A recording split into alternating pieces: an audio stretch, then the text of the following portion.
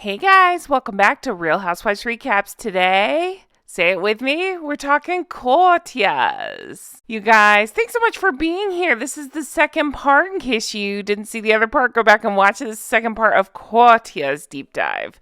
We are picking up on chapter 13, Wild About Harry. Remember the infamous Vanity Fair shoot, so we'll be talking about that and why Meghan blew a gasket. What else is new? And we'll deep dive into this chapter because things get juicy. This is the part I've been waiting for and excited to talk about. So guys, thanks so much for being here. I'm so excited to have you. I want to say a huge thank you to my Patreon members. I really appreciate you. If you're not a member, check out patreon.com/Real Housewives Recaps. I have a huge thank you going out to my executive producers later in the episode. And if you're like, hey, Jen, what's an executive producer? Well, check it out on patreon.com. All right, let's get into this episode of Courtiers. So chapter 13, Wild About Harry.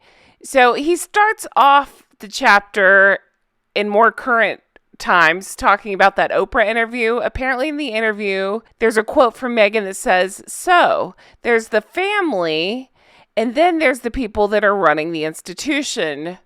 Wink, wink, nudge, nudge, the men in gray suits, the courtiers. That was in the 2021 Oprah interview. Okay. Then let's go back. Okay. So he picks up talking about how Jason Knauf was hired. It was 2015? I'm trying to find the date here. 2015, yes. He was hired by Kensington Palace to be the communications secretary for the Cambridges and for Prince Harry. They were looking for somebody new, a breath of fresh air to come in.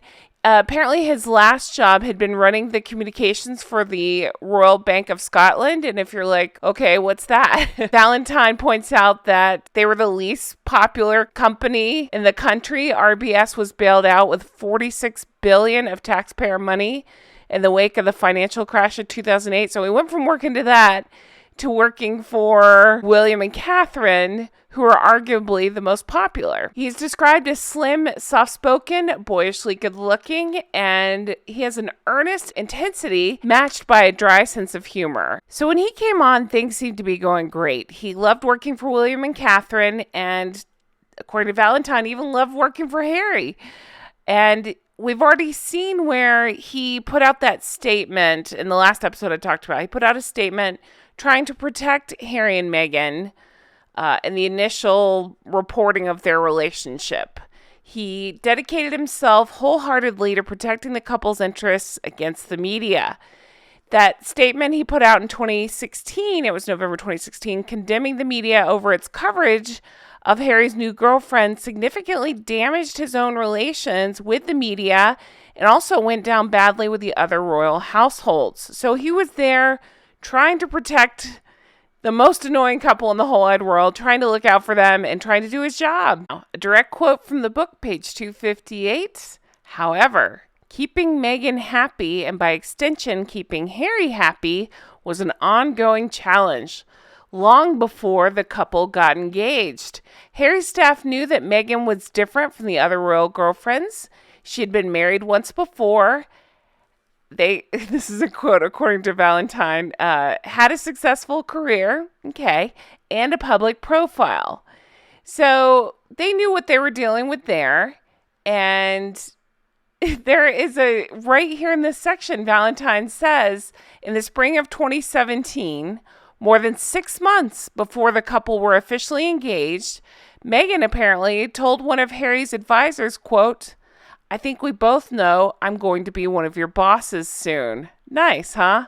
Great way to set the stage. So around this time, Knauf was trying to help Meghan set up her new PR team there in the U.S. The Palace Communications setup would deal with everything related to royalty, but she needed help with her, quote, new celebrity status. So Knauf helped her find Keely Thomas Morgan of Sunshine Sachs. We heard a lot about them in Revenge. So they were I believe they were in California, and they would help clients, including Salma Hayek, Jane Fonda, Natalie Portman. And Meghan was excited to have such a big, powerful person on her team. And it was here that she agreed to do the interview with Vanity Fair for their October 2017 issue. This was something, according to Valentine Low, that the Kensington Palace was very happy to have her do. But they were going to leave the negotiations to Sunshine Sachs to handle. Ostensibly, it was to mark the 100th episode of Suits. We know how this went down. Again, in Revenge, he kind of goes into it. It sounds like it was more Meghan thinking, oh, make my mark. This is my big launch. This is what I'm going to do. So the couple weren't officially engaged yet. Everyone in Kensington Palace apparently knew that they had been engaged since summer. Still a secret at this point. So the cover proclaims she's just wild about Harry. And the article quoted Meghan speaking openly about her love for the prince. We're in love, she said. This time is just for us. It's what makes it so special that it's just ours. But we're happy. Personally, I love a great love story. So according to Valentine, he wrote, sweet, yes, ? And she looked great, but Meghan hated it. Apparently, she was furious with that Keely Thomas Morgan, and she was unhappy with how it had been handled. This was kind of different than Revenge reported it. They did report that she was very pissed, but it was more like, I took it as, she was pissed because she had to act pissed because Kensington Palace was pissed. You know what I mean? She's like, no, I didn't say that, even though she clearly said it on purpose. But Valentine rates it more as she didn't like the photograph. She thought the story was negative, and she was mad that it was about Harry and not about her. Then, you ready for the shock of a lifetime? They applied the term that it was racist. She was upset about the headline and cover, I'm wild about Harry. But then I bring up, isn't that a play on the thing that that Diana had said, wild about Harry? So yeah, if they don't like it, they go back to those S words that they love so much. So from here, Valentine goes into how the palace had made mistakes with Princess Diana. They didn't do enough to make her feel welcome or understand her needs, and they were not going to make this mistake with Meghan. Lessons had been learned, and they tried harder to help Meghan. And he says they tried harder to help Meghan more than she has acknowledged. She has acknowledged nothing. She acts like she got no help from the palace, even though we know she had a team. That's an ongoing beef that I have with her, one of the many, right? Is that she always downplays any help she gets. She makes it seem like she's the victim. It just plays into her narrative so nicely, right? Hers and Harry's. So Valentine goes into the most senior courtier at the time. His name was Miguel Head. He was William's private secretary. So most senior courtier in Kensington Palace, he went to meet with Meghan to try to help. He told her the palace would do anything and everything they could to help her. She was joining the royal family with a wholly different experience in life, he said, but there was no need to think that she had to take on this new role in a particular way. Basically, he was saying, we'll work with you, we'll help you. They encouraged her not to give up acting. We've heard this before. And we're talking about ways that she might find related work, such as a producer, director, for instance, or even a writer. And whether she might work in the charitable sector. His point was that the monarchy had shown itself to be adaptable. William had recently been the first senior member of the royal family to have a salaried job outside of the armed forces as an air ambulance pilot. So that had broken the mold and given the household confidence that members of the royal family could work in the private sector and still be a full-time member of the royal family. What he was telling Meghan was, none of this is closed off. We can talk about it. We can work together. We're here to help you. So according to Valentine, Meghan thanked Head and said that she wanted to concentrate on I'm sorry, I can't get through this without laughing. She wanted to, quote, concentrate on her humanitarian and philanthropic work. I'm sure she did. And to support Harry as a member of the royal family. All right, I had to write this quote down from page 261 of the book. This is important. Valentine reports, quote, the entire place, because of everything about her and because of what Harry's previous girlfriends had been through, was bending over backwards to make sure every option was open. Again, painting a completely different picture than what these two would have you believe, the professional victims. They weren't the only ones. Everybody was trying to help her. They bring up this Sir David Manning, a former ambassador to the U.S. who was William and Harry's foreign affairs advisor, had put his mind to thinking how Meghan might fit into the royal family. Quote, "It seemed to me pretty clear that once Harry got married, his role was going to change," he said. "Instead of the dynamic being William and Kate plus Harry, it was going to be the two couples. Harry had done remarkable work with the Invictus Games and had also pursued other projects below the radar, helping inner city kids in Nottingham.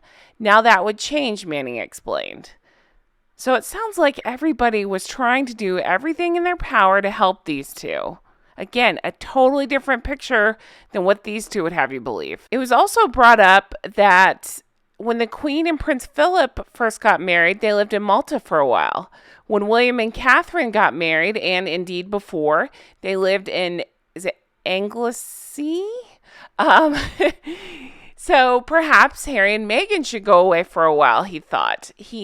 Again, this is that Manning guy still. He thought perhaps they should go to Africa for a year. South Africa seemed the obvious choice. Harry always spoke of his love for it, and then these two talk about their falling in love while spending time in South Africa, that sort of thing. So it's my understanding Valentine is telling us all this to show that rather than a panicked reaction to an emergency announcement of, oh, hey, they're engaged, we don't know what to do, they were talking about the Courtiers were working tirelessly behind the scenes to try to make sure that Harry and Meghan were set up and living the life they wanted and trying to provide help any way they could.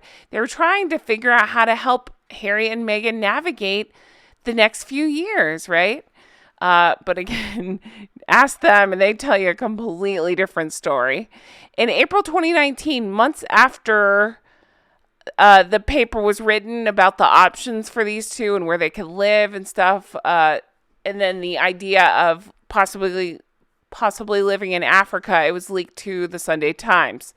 You know how Harry feels about the press. I'm sure that went really well. It is interesting to think about this, to hear them speak of their love of Botswana, their love of South Africa, and yet, can you think of a time in years where they've been or talked about it or done anything with it anymore? Nah, the gig's up. Valentine is saying basically the problems were there and there was not a quote, not a willingness to find the resources. They weren't willing to make it work. And everybody was bummed about it because they thought it would be a really good opportunity for everybody. Meanwhile, Hank and Skank, Harold and Fraud, were creating problems of their own. So they were starting to show outwardly more of their frustration and their suspicion of the palace establishment. And it was just creating a tough environment for everybody. The issue was one that would surface repeatedly over the coming years. And they talk a lot about security. Once they got engaged in November 2017, Meghan had moved to the UK to join Harry. Kensington Palace had to address the question of police protection for Meghan. When she was with Harry, there was no problem, as she would come under the umbrella of his security. In the immediate period after her arrival in London, however, there was no straightforward mechanism for providing her with full-time police protection. Instead, there was a Home Office committee called RAVEC, R-A-V-E-C, and it included Home Office officials, senior police officers, and which very probably also had input from intelligence services. It decides on a case-by-case basis, basically who should get protection based on the assessment of the threat the individual faces. The trouble is that Harry does not like to operate on the same time scale as committees. They like to make considered judgments. They base it on the evidence. They weigh things out, that sort of thing. He wants instant action. Of course he does. He's a spoiled, petulant child.